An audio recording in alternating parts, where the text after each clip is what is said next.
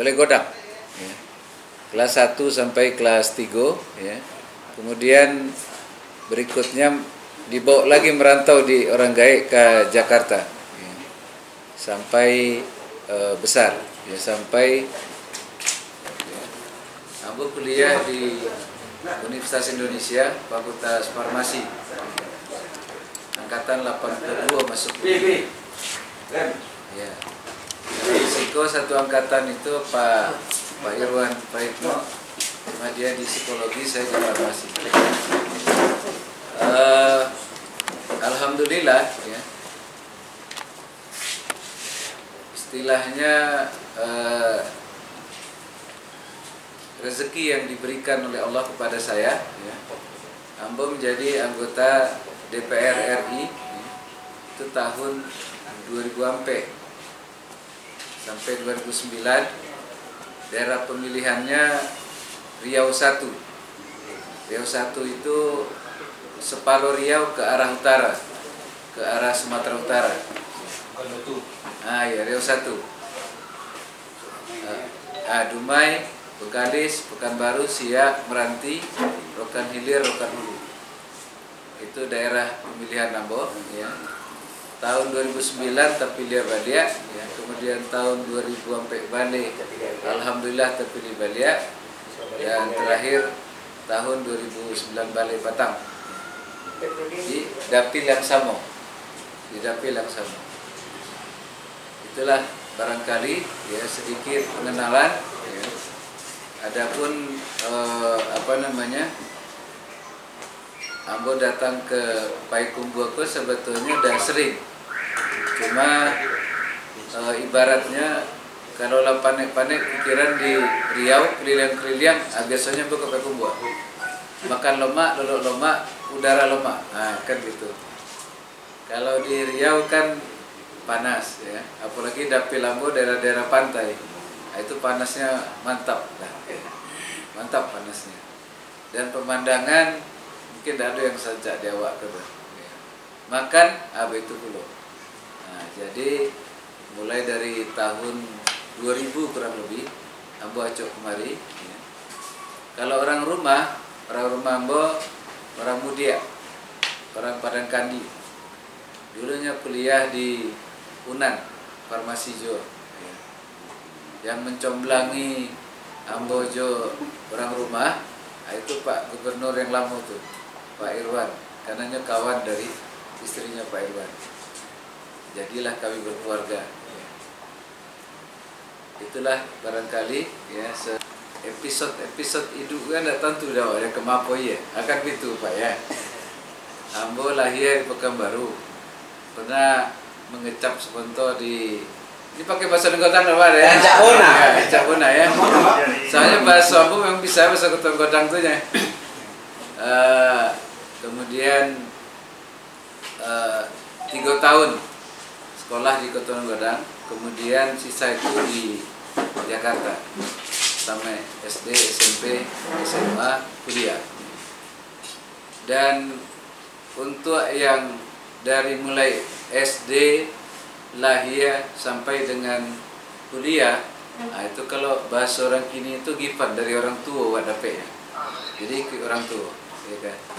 Setelah tamek baru Ambo berkarir jadi aktivis, ya. Kemudian rupanya, ya, kalau bahasa Ambo secara tidak sengaja sampai di DPR, kan betul.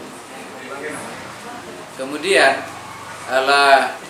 sampai periode di DPR, itu memang agak antik pula cerita agak. Antik cerita. Jadi waktu itu ada acara di Padang.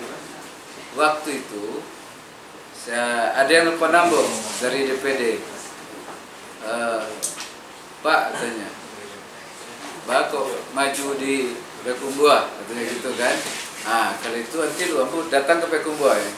Jadi dari Padang Ambo langsung ketemu juga kawan-kawan di Siko, karena keputusan itu kan tidak bisa di dalam waktu seketik aja ngecek ada. Jadi Ambo ngecek gini. Ambo jadi anggota DPR juga nggak ada yang merancang-rancang, tidak sengaja lah tibur Senayan kan gitu. Ya. Rupanya sosialisasi memberikan diblo di Senayan. Nah kan gitu. Nah kini kawan-kawan minta untuk bagaimana kalau maju di kota Payakumbuh, kan gitu. Ya. Oke, ambo cipu, ambo bilang, ambo mengalir, insya Allah ya. Kalau bagus ininya, ya, bagus penerimaan masyarakat, ambo akan maju. Tapi kalau nggak bagus penerimaan masyarakat, tentu ambo tahu diri. Kan begitu cerita ya kan. Ya. Apalagi ambo ngecek ke kawan-kawan, ambo ini mantan ketua tim pemenangan pemilu PKS. Jadi yang nentukan Irwan saya, yang nentuin Maheldi ya saya, yang nentuin Reza juga saya gitu. Ambo ngecek kawan-kawan Niko, kalau ndak ancak penerimaan orang, awak maju masuk-masuk ya mungkin kurang bagus, ya, agak kurang bagus lah kita. Apalagi ambo ini kan sampai kali jadi anggota DPR dari Riau. Nah oleh karena itu, ambo berusaha semaksimal mungkin ke kawan-kawan DCR.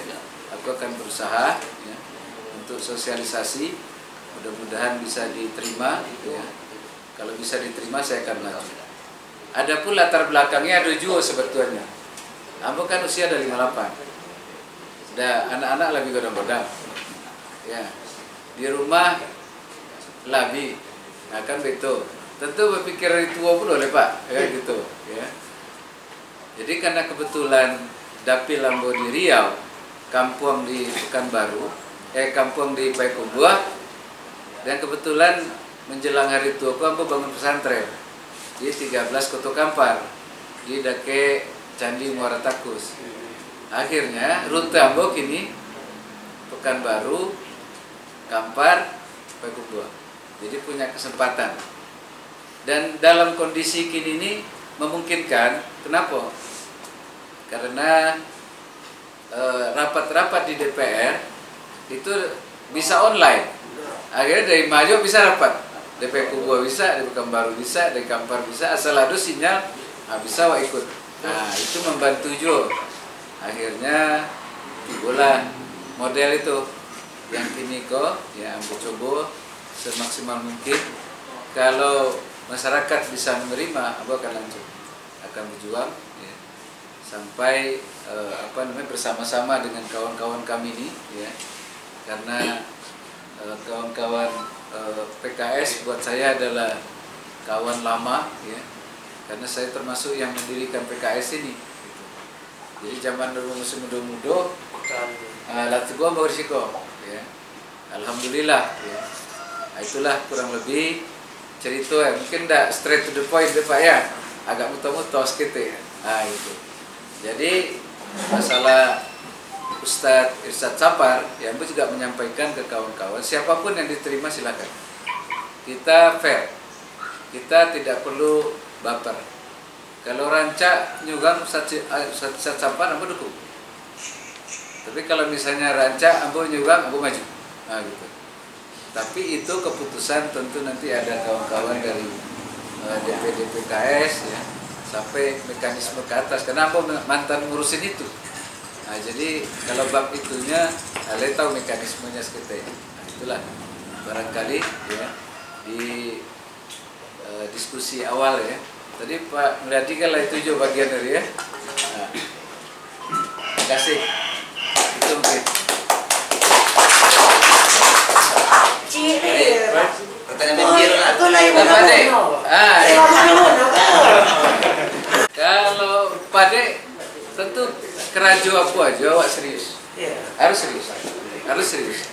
Masalahnya nanti ditentukan atau tidak, itu kan kalau bahasa orangnya dari langit lah itu keputusannya kan. Nah, awak lah keko-keko rupanya Allah menentukan lain. Sama aja Ambo tiba di DPR, tiba-tiba di DPR. Nah, jadi bahasa Ambo yang sering Ambo sampaikan kawan-kawan tuh, seluruh jabatan di dunia ini silap-silap aja nih. Silap-silap dari anggota DPR, ya silap-silap dari wali kota. Ambo jadi pengusaha juga gitu, silap-silap aja nih. Nah, nanti belum di situ. Ah, begitulah kurang lebih. Terima kasih. Jadi terlepas dari maju tidak maju sebagai wali kota Payakumbuh, kira-kira sebagai putra daerah 50 atau kota Payakumbuh, kira-kira apa yang Bapak lihat dari Payakumbuh ini harus digenjot? Kira-kira apa yang dibutuhkan Payakumbuh pada saat ini kira-kira? Sebagai putra daerah. Ya. Jadi Ambo tuh mulai pulang kampung itu tahun 91 waktu Ambo nikah. Jadi dari berangke sampai nikah itu belum pernah pulang. Nah, pulang pas nikah karena orang rumah Ambo orang Udia. Nah, semenjak itu acok pulang. Dari minimal subjektif ya, subjektif dari pengamatan Ambo secara pribadi. Di zaman Pak Wali, Pak Reza ya, itu pembangunan cukup lumayan besar menurut Ambo ya. Ini subjektif Ambo nih. Misalnya beberapa hal ya, karena awak kan mencodiak pula negeri orang ya, bahwa banyak situs-situs di negeri manapun itu ada situs yang ditengok. Misalnya situs itu sebetulnya kan menghilangkan penasaran aja ya. Kecil kan Menara Eiffel aja, tiba situ macam sutet aja nya, bos-bos sutet aja nya.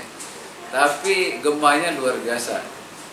Kemudian kita lihat Tugu Liberty di Amerika, patung tongkat itu nya, itu jadi mencuri orang kan gitu. Nah kini di Payakumbuh Ambo lihat kita juga punya beberapa situs-situs yang bisa dikunjungi orang. Modelnya kayak di Agam. Yang dakik dari awak, walaupun itu ada di 50 kota, itu ada rangkaian kelok 9, ya kan? Nah, itu juga bagian dari situs. Kini yang bocah dia Payakumbuh jam gadangnya itu sudah memenuhi syarat sebagai situs internasional. Nah, Agam. Ya, jadi waktu Ambo datang ke Payakumbuh dari dulu, ya, itu salah satu bocah dia yang Ambo acungkan jempol itu membuat Jalan Sudirman itu, itu kan dari dulu tidak pernah selesai itu. Ya. Jalan sekitar itu aja nya. Akhirnya lihat dua jalur kan gitu. Terlepas mungkin ada pernak-perniknya. Ya. Terus Ambo juga kan suka sepeda. Ayo tempat sepeda yang lemak yang risiko. Udara enak, ya. Jalannya bagus. Kalau di Riau sepeda jalannya berpilih-pilih. Kenapa? Karena tidak satu jalan nancak ada di Riau ini. Nancak jo, nendak jo. Tapi di awak rata-rata bagus. Nah inilah Ambo dia secara fisik udah bagus. Berarti hal yang bagus ini kita pertahankan. Kalau perlu dikembangkan lagi. Nah tentu Ambo dia jo di WA yang ada di grup Payakumbuh akan Ambo masuk aja di situ. Ya. Yaitu bahwa caranya ya, masyarakat awak ini secara ekonomi terangkat. Karena